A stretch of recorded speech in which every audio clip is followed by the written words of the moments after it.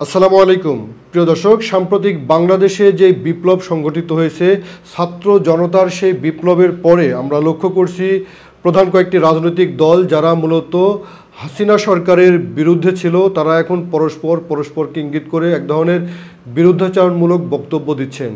এই বক্তব্যের ফলে যেটি হচ্ছে, তাদের নিজেদের ঐক্য অথবা চিন্তার ঐক্য নষ্ট হচ্ছে। সুপ্রিয় দর্শক, এই চিন্তার ঐক্য নষ্ট হলে ভবিষ্যতে কি ক্ষতি হতে পারে, আর সত্যিকার অর্থেই বাংলাদেশে জাতীয়তাবাদ এবং ইসলামী মূল্যবোধে বিশ্বাসীদের ঐক্য এবং পারস্পরিক ভ্রাতৃত্ববোধ কতটা জরুরি, সেই প্রসঙ্গে আলোচনা করতে চাই। সুপ্রিয় দর্শক, আমরা দেখছি যে এই বিপ্লবের পরেই বিশেষ করে বড় দলগুলো, একদিকে বাংলাদেশ জামায়াত ইসলামী, তারা বিএনপির সারা দেশে কিছু নেতাকর্মী যেই লুটতরাজ বা দখল চাঁদাবাজি করছে সেটির বিরুদ্ধাচরণ করতে গিয়ে বিএনপিকে ইঙ্গিত করে কিছু কথা বলেছে। এমনকি বিএনপি খুব দ্রুত নির্বাচন চাচ্ছিল বর্তমান অন্তর্বর্তীকালীন সরকারের নিকটে, সেই প্রসঙ্গ ইঙ্গিত করেও জামায়াত ইসলামী কথা বলেছে। আর এর বিপরীতে আমরা দেখছি যে ঠিক বিএনপির পক্ষ থেকেও জামাতকে ইঙ্গিত করে কিছু কথা বলেছেন কিছু নেতৃবৃন্দ। দলের একেবারেই সিনিয়র নেতৃবৃন্দ তারা বন্যা দুর্গত এলাকায় তারা ত্রাণ কর্মকাণ্ড করছেন, কিন্তু টেলিভিশনে খুব একটা প্রচার নেই। কিন্তু কারো কারো আবার বেশ ভালো প্রচার আছে, কেউ কেউ ভালো প্রচার পাচ্ছে। আপনাদের উদ্দেশ্যে আমি একটু বলতে চাই যে হাসিনা যখন বলল যারা এরশাদের অধীনে নির্বাচনে করবে তারা জাতীয় বেঈমান, শেখ হাসিনার চরিত্রই তাই। তিনি 48 ঘন্টার মধ্যে সেই 24 ঘন্টার মধ্যে আবার চলে গেলেন এরশাদের অধীনে। তার সাথে কিন্তু আরও কিছু রাজনৈতিক দল গিয়েছিল, তারা নিশ্চয়ই আপনারা এখানে জানেন। শুধু শেখ হাসিনা আর আওয়ামী লীগ একাই যায়নি, আরও অনেক দল গিয়েছে। আবার একই সঙ্গে অন্য ইসলামী দল তারাও বিএনপিকে ইঙ্গিত করে কথা বলেছেন। এরকম পারস্পরিক ইঙ্গিত করে কথা বলার মধ্য দিয়েই এখন আবার দেখা যাচ্ছে যে রাজনৈতিক দলের অ্যাক্টিভিস্ট যারা রয়েছেন, বিশেষ করে জামাতপন্থী রাজনৈতিক নেতাকর্মী যারা রয়েছেন, তারা অনেকেই পোস্ট দিচ্ছেন যে ভারতের গোয়েন্দা সংস্থা র মূলত বিএনপি এবং জামাতের মধ্যে ফাটল তৈরি করার জন্য এই ধরনের বক্তব্যকে তারা উস্কে দিচ্ছে।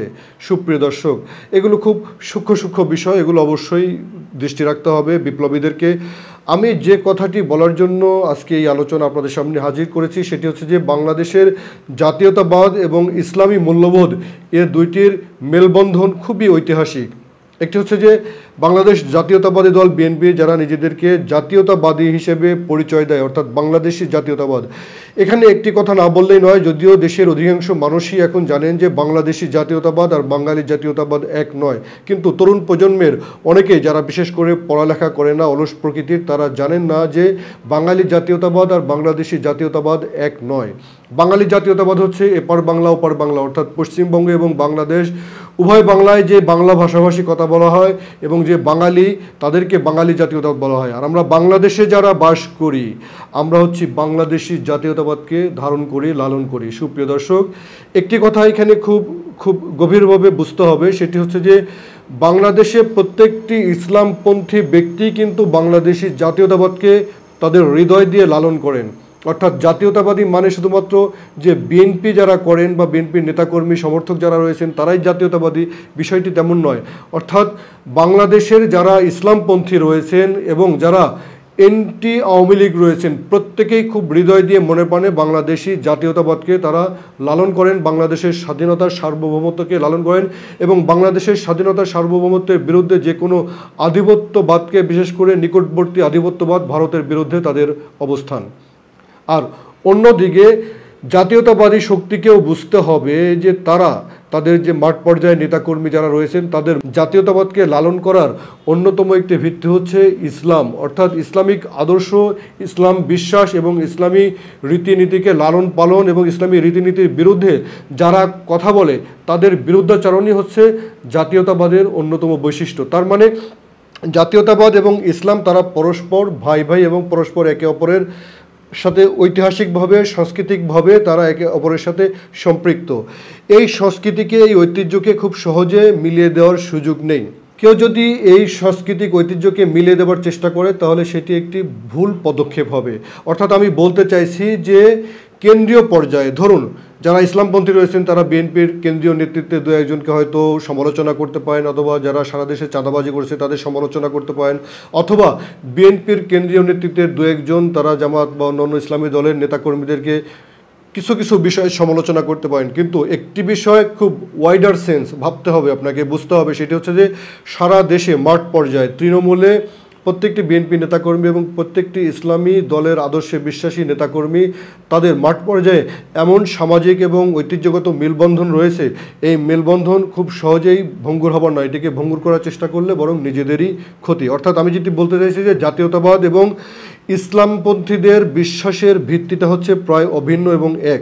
আরেকটি বিষয় হচ্ছে যে জাতীয়তাবাদের সঙ্গে ইসলামের একটি পরীক্ষামূলক উত্তীর্ণতার বিষয় রয়েছে। যেমনটি হয়েছিল আমরা দেখেছি যে 1996 সাল থেকে 2001 সাল পর্যন্ত যখন বাংলাদেশে আওয়ামী লীগ ক্ষমতায় ছিল, সেই সময় আওয়ামী লীগ সরকারের বিরুদ্ধে আন্দোলন করতে গিয়ে বিএনপির সঙ্গে জোট করেছিল বাংলাদেশ জামাত ইসলামী এবং শাইখুল হাদিস আল্লামা আজিজুল হকের নেতৃত্বাধীন ইসলামী ঐক্য জোট এবং মুফতি ফজলুল হক আমিনী, তারা জোট করেছিলেন।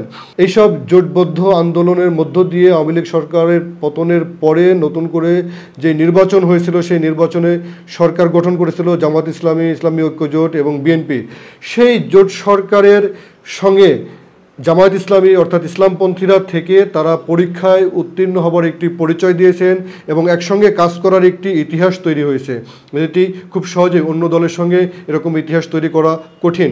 এই দলগুলোর অর্থাৎ বিএনপিও পারবে না, জামায়াত ইসলামীও পারবে না, ইসলামপন্থী অন্য কোনো দলও অন্য বামপন্থী অথবা আওয়ামীপন্থী কোনো দলের সঙ্গে এ ধরনের সম্পর্ক গড়ে ওঠা সম্ভব নয়। অর্থাৎ তাদের একসঙ্গে কাজ করার একটি দীর্ঘ অভিজ্ঞতা রয়েছে, সরকার চালানোর অভিজ্ঞতা রয়েছে। সেই সঙ্গে আমরা যেটি দেখছি যে একে অপরের পরীক্ষিত বন্ধু। বিশেষ করে জামাত ইসলামের কথা যদি বলি, যে ক্ষমতা উত্তর সময় ফখরুদ্দিন মঈনুদ্দিনের সরকার এবং এরপরে আওয়ামী লীগের দীর্ঘ 16 বছরের শাসন, এই সময় জামাত ইসলামের উপর দিয়ে যে নির্যাতন গিয়েছে, সেই সব নির্যাতনে তারা অনেক নির্যাতনের শিকার হয়েছে, শুধুমাত্র কিন্তু বেসিক কারণ হচ্ছে যে বিএনপির সঙ্গে জোটবদ্ধ থাকার কারণে। জামাত ইসলামী যদি বিএনপির সঙ্গে জোটবদ্ধ না থাকতো, অর্থাৎ জাতীয়তাবাদী শক্তির সঙ্গে জোটবদ্ধ না থাকতো, তাহলে জামাতের উপরে এই ধরনের অত্যাচার নির্যাতন আসতো না, তাদের নেতাকর্মীদেরকে এভাবে প্রাণ দিতে হতো না। তাই তারা এখন একটি পরীক্ষিত বন্ধু বিএনপির, জামাত অর্থাৎ জাতীয়তাবাদের পরীক্ষিত বন্ধু হচ্ছে জামাত ইসলামী এবং অন্যান্য ইসলামী দল। যদি তাই হয় তাহলে এটি খুব ভালোভাবে অনুভব করতে হবে যে এই ঐক্যকে ভাঙার জন্য বিদেশি শক্তি চেষ্টা করবে এবং ফ্যাসিবাদী শক্তি চেষ্টা করবে, সেই ফাঁদে পা দেওয়া যাবে না। সেই ফাঁদে পা দিলে এই বিপ্লবকে ধরে রাখা যাবে না। কারণ এদেশে যদি নির্বাচনের মাধ্যমে সরকার গঠনের প্রক্রিয়ায় যায়, তাহলে বিএনপি হয়তো তাদের ভোটার বিবেচনায় অনেক বেশি ভোট পেয়ে তারা সরকার গঠনে অনেক বেশি এগিয়ে থাকবে হয়তো, এবং জামায়াত ইসলামী তাদের ভোটার সংখ্যা তুলনামূলক কম হলেও এদেশে তাদের অবস্থান খুব সুসংহত এবং সারা দেশে তাদের সুনাম রয়েছে এবং প্রত্যেকটি আসনে তাদের একটি কার্যকর ভোট রয়েছে। সেই বিবেচনায় জামাত ইসলামী একটি বড় রোল প্লে করতে পারে। তাই জামাত ইসলামী যদি বিএনপিকে বাদ দিয়ে একা একা সরকার গঠনের কোনো প্রক্রিয়া প্রচেষ্টা এগিয়ে যায়, সেটি তাদের জন্য খুব সফল এবং কার্যকর কোনো পন্থা হয়তো নাও হতে পারে, যদি সেইভাবে তারা হোমওয়ার্ক এবং টেবিল ওয়ার্ক না করে। আবার বিএনপিও জামাতকে ছাড়া যদি কোনো সরকার গঠন করতে চায়, সেই সরকার খুব অল্প দিনের মধ্যেই ভঙ্গুর হয়ে যেতে পারে এবং ফ্যাসিবাদের নতুন করে উত্থান হতে পারে। শুধু তাই নয়, খুব ভালো করেই মনে আছে বিএনপি জামাত জোট সরকারের সময়, সেই সময় 64 জেলায় পটকা ফুটিয়েছিল যারা, সেই পটকা ফোটানোর পিছনে বাহিরের গোয়েন্দা শক্তি থেকে শুরু করে তাদের তৈরি করা জঙ্গিবাদের উত্থান ঘটানো হয়েছিল। ঠিক ভবিষ্যতে বিএনপি একা একা যদি এই বিপ্লব অর্থাৎ সাম্প্রতিক সময়ে ছাত্র জনতার যে বিপ্লব হয়েছে, এই বিপ্লবকে যদি তারা ধরে রাখতে চায়, তাহলে বিএনপির একার পক্ষে সেই শক্তি নেই, সেই সামর্থ্য নেই, সেই ধরনের ঐক্যবদ্ধ তারা নয়, তাদের দলীয় শৃঙ্খলা সেই ধরনের ক্যাডার ভিত্তিক নয় যে তারা একটি বিপ্লবকে পাহারা দিবে। অর্থাৎ একটি সফল বিপ্লব হয়েছে, সেই বিপ্লবকে পাহারা দিয়ে এদেশের স্বাধীনতার সার্বভৌমত্বকে ধরে রাখার মতো ক্ষমতা বিএনপির নেই। তাদের সরকার গঠন করার মতো ক্ষমতা থাকলেও এই বিপ্লবকে তারা ধরে রাখতে পারবে না। এই বিপ্লবকে ধরে রাখতে হলে মূলত ক্যাডার ভিত্তিক সংগঠন জামাত ইসলামী, ইসলামী ছাত্র শিবির এবং অন্যান্য ইসলামী দল, তাদেরকে সঙ্গে রাখতে হবে, পাশে রাখতে হবে। সেই কথাটি হয়তো বর্তমান সময়ে বিএনপির ভারপ্রাপ্ত চেয়ারপারসন তারেক জিয়া তিনি অনুভব করেছেন। তাই তারেক রহমান রহমানের বক্তৃতায় জানা গেল জাতীয় সরকারের কথা।